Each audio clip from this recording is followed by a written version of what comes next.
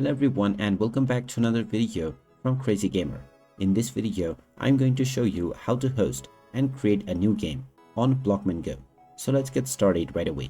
First of all, open up the Blockman Go game on your device. And once you open it up, make sure you are logged in using your email address and your password.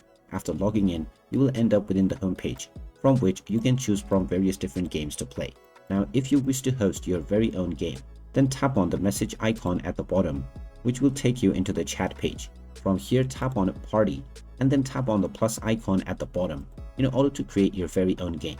Now you can simply enter your party name at the top section and you can choose your desired game. After choosing the game that you want to host, you may also set up a password that is required to join this game. After this, choose the game mode and then click on the Create Party button. Once you click on this, your game will be hosted right away. And now you will simply need to wait until other players have joined your game. You may also tap on the plus icon in order to add your friends and send them an invite. Once enough players have joined, you can tap on the start button and start enjoying the game that you have just hosted. And there you have it. That is how easy it is to host or create your very own game on Blockman Go.